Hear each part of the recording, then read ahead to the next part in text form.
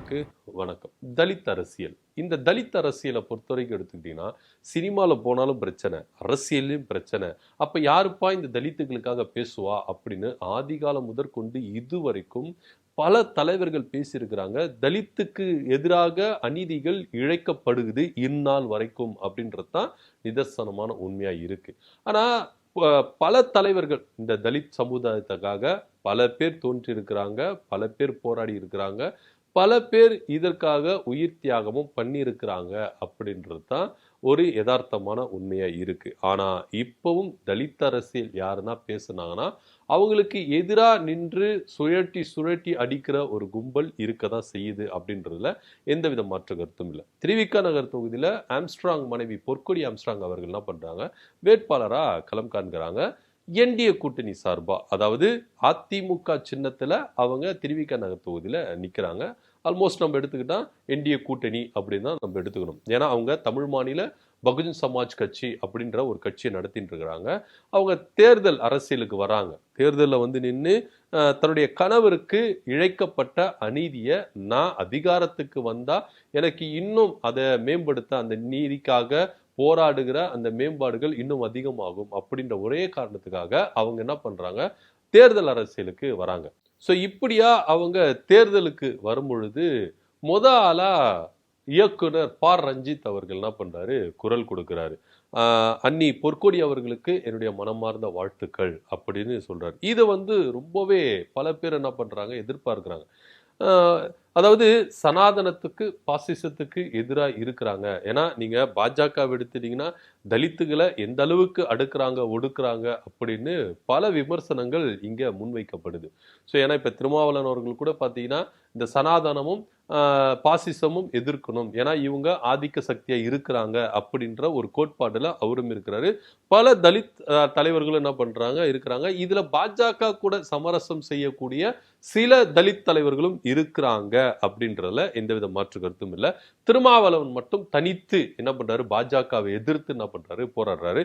அந்த வகையில ப. ரஞ்சித் அவர்களும் சினிமா துறையில தலித் அரசியல ரொம்பவே உறக்க சத்தமா பேசினாரு. சூப்பர் ஸ்டார் ரஜினிகாந்தை வைத்து படம் எடுத்து தலித் அரசியல பேசினாரு.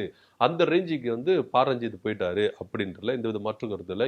இன்றைக்கும் சினிமாவில் தலித் அரசியல் பேசுகிற சினிமா படம் எடுக்கிறாங்கன்னா அது ப. ரஞ்சித், மாரி செல்வம் போன்றவர்கள் இன்னும் இருக்கிறாங்க அப்படின்றதுல எந்தவித மாற்று கருத்தும் இல்லை. ஸோ ரஞ்சித் அவர்கள் பொற்கொடி ஆம்ஸ்ட்ராங் அவர்களுக்கு ஆதரவா என்ன பண்றாரு, குரல் கொடுக்கிறார். அவர் குரல் கொடுத்த நோக்கம் வேற. ஆனா இங்க பலர் திரித்து கொளுத்தி போட்ட நோக்கங்கள் வேறையா இருக்கிறது தான் இங்க நம்ம பார்க்குறோம். உடனேயே என்ன சொல்லிட்டாங்க, ரஞ்சித் அவர்கள் பாஜகவுக்கு சொம்பு தூக்குறாரு, பாஜகவுக்கு ஆதரவா இருக்கிறாரு, பாஜகவுக்கு அவர் உள்ள நுழையிறதுக்கு அவர் என்ன பண்றாரு, தலித் தளத்தை யூஸ் பண்ணிக்கிறாரு.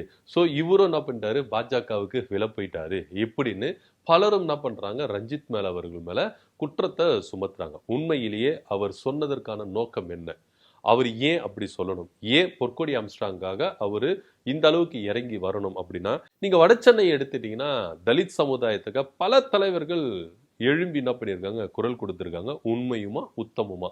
அதுல ஆம்ஸ்ட்ராங் அவர்களும் ஒருத்தர் அப்படின்றதுல எந்தவித மாற்று கருத்தும் இல்லை. தன்னுடைய பலத்தை வைத்துக்கொண்டு, தன்னுடைய பொருளாதாரத்தை வைத்துக்கொண்டு அனைத்து சமுதாய மக்களும் மேம்படணும், கல்வி அறிவை பெறணும், சட்ட அறிவை பெறணும் அப்படின்னு சொல்லிட்டு பல சட்ட கல்லூரி மாணவர்களை அவர் என்ன பண்ணியிருக்காரு, ஏற்படுத்தியிருக்கிறாரு. தலித் சமுதாயத்துக்காக ஓங்கி குரல் கொடுத்தாரு அப்படின்றல இந்த விதமா இல்லை. அவருக்கு ஒரு அநீதி இழையுது, அவரு மறைகிறாரு. இந்த அநீதிக்கு எனக்கு நீதி வேணும் அப்படின்னு சொல்லிட்டு தான் தன்னுடைய கை குழந்தையை வைத்துக் கொண்டு என்ன பண்றாங்க, பொற்கொடி ஆம்ஸ்ட்ராங் அவர்கள் போராடுறாங்க. அவங்க தனித்து போராடுறாங்க. குடும்பமும் ஒரு பக்கம் கைவிட்டுருச்சு, இன்னொரு பக்கம் சுற்றி இருந்தவங்களும் கதது கட்சி பகுஜன் சமாஜ் கட்சியும் அதுவும் என்ன பண்ணிச்சு, கைவிட்டாங்க. ஸோ இப்படியாப்பட்ட ஒரு சூழ்நிலை தமிழ் மாநில பகுஜன் சமாஜ் கட்சி அப்படின்ற ஒரு கட்சி ஆரம்பித்து தொடர்ந்து போராடிட்டு இருக்காங்க. ஸோ அரசியல்ல இருந்துட்டு போராடுறதை விட தேர்தலுக்கு வந்து ஒரு எம்எல்ஏவி நம்ம என்ன பண்ணலாம், ஒரு குரல் கொடுத்தா இன்னும் நம்ம குரல் ஒரு வலிமை பெறும் அப்படின்ற ஒரு நோக்கத்துக்காக தான் அவங்க தேர்தலுக்கு வராங்க. ஸோ இந்த காரணத்துக்காக தான் ரஞ்சித் அவர்கள் பொற்கொடி ஆம்ஸ்ட்ராங்குக்கு ரொம்பவே வலிமை சேர்க்கிற விதமா அவரும் குரல் கொடுக்கிறாரு, ஆதரவு தெரிவிக்கிறாரு. ஒருபோதும் அவரு பாஜகவுக்கு விலை போகல அப்படின்றதுல எந்தவித மாற்று கருத்தும் இல்லை. ஸோ அவ்வளவு ஈஸியா ரஞ்சித் பாஜகவுக்கு சொம்பு தூக்குறாரு, பாஜகவுக்கு ஆதரவு பெறாருன்னு இந்த தலித் அரசியலை அப்படியே மூடி மறைக்கிற அளவுக்கு என்ன பண்றாங்க, விதைகளை தூவிட்டு போயிடுறாங்க. ஆனா உண்மையான காரியம் அப்படி இல்லை. யாராவது ஒருத்தர் தலித் சமுதாயத்துக்காக, தலித் அரசியலுக்காக பேச வந்தா அவங்களை எப்படி அமுக்கணுமோ அந்த அளவுக்கு என்ன பண்ணிடுறாங்க, அமுக்கிட்டு போயிடுறாங்க. ஆனா உண்மையிலேயே அது இல்லை அப்படின்றதுதான் நிதர்சனமான உண்மை. ஸோ உடனே என்ன பண்ணாரு, திருமாவளவன் அவர்களுக்கும் ஆதரவு தெரிவிக்கிறார். உடனே என்ன சொல்லிட்டாங்கன்னா, பொற்கொடி ஆம்ஸ்ட்ராங்குக்கு ஆதரவு தெரிவிச்சாரு, எதிர்ப்பு வந்தோடனே திருமாவளவனுக்கு ஆதரவு கொடுக்குறாரு அப்படின்னு. அப்படிலாம் கிடையாது. திருமாவளவன் அவர்களுக்கும் ரஞ்சித் அவர்களுக்கும் உள்ள அந்த ரிலேஷன்ஷிப் இருக்குல்ல, அது எந்த அளவுக்கு ஸ்ட்ராங்கா இருக்குது, அவங்க 2 பேருக்குள்ள அண்டர்ஸ்டாண்டிங் எப்படி இருக்கு. திமுக கூட்டணியில இருந்தாலும் திருமாவளவன் அவர்களை எந்த காரணத்து கொண்டும் எப்பொழுதும் அவர் விட்டு கொடுத்ததில்லை. ஏன் இத்தனைக்கும் திருமாவளவன் அவர்களே திமுக கூட்டணியில இருந்தாலும் தலித்துகளுக்கு எதிராக ஒண்ணுனா அது அரசை எதிர்த்தே அவர் பல போராட்டங்களை போராடி இருக்கிறாரு, குரல் கொடுத்திருக்கிறாரு அப்படின்றதுதான் நிதர்சனமான உண்மை. சோ இவங்களை ஆதரித்தாங்க, அதனால போற போக்கில் அவர் ஆதரிக்கணும் அப்படியெல்லாம் ரஞ்சித் அவர்களுக்கு கிடையவே கிடையாது அப்படின்றதுல எந்தவித மாற்று கருத்தும் இல்லை.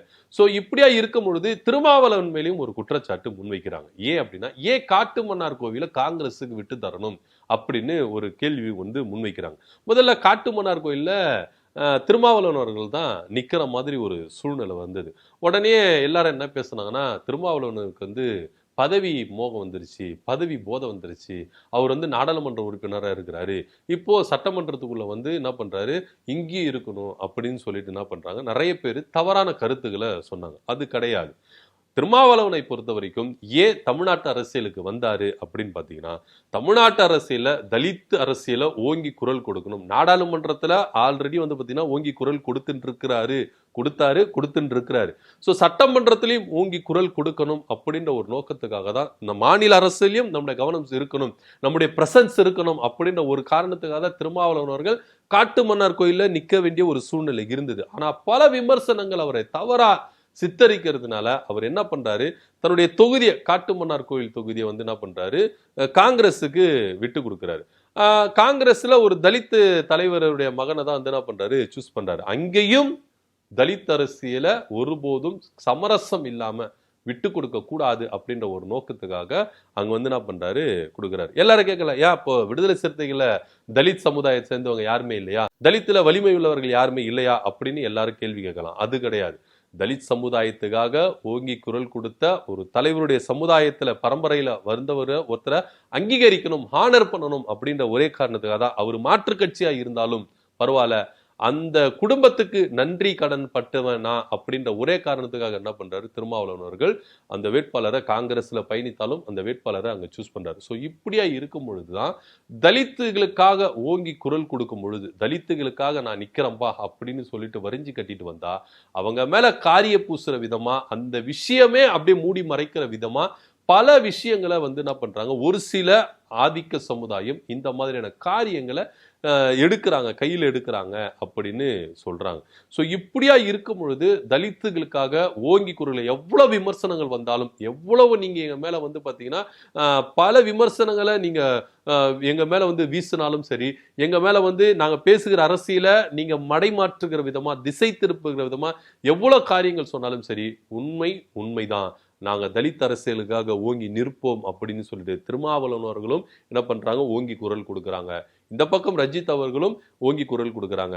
ரஞ்சித் அவர்கள் பொற்கொடி அவர்களுக்கு எந்த அளவுக்கு, எதுக்காக, ஏன் நான் ஆதரவு தெரிவிச்சேன் அப்படின்றத அவர் சொல்லனாலும் ஒரு தலித்தா இருக்கிறவங்களுக்கு நிச்சயமா புரியும் அப்படின்றதுல எந்தவித மாற்று கருத்து இல்லை. மற்றவர்களுக்கு இது வேற மாதிரி புரியலாம், ஆனா அந்த சமுதாயத்துல இருக்கிறவங்களுக்கு புரியும். இதுல வேதனை என்னன்னா, பாஜகவின் கைக்கூலியா இருந்துட்டு அந்த சமுதாயத்துல இருக்கிறவங்களே இப்படி மடைமாற்றுகிற விதமா பல விஷயங்களை, அவதூறுகளை பரப்புறாங்களே அப்படின்ற ஒரு வழிதான் எல்லாருக்குமே இருக்குது அப்படின்றத எந்த மாற்று கருத்தும் இல்லை. ஸோ இதை பத்தி கருத்து என்ன அப்படின்னு கீழே கமெண்ட் பண்ணுங்க. நன்றி, வணக்கம்.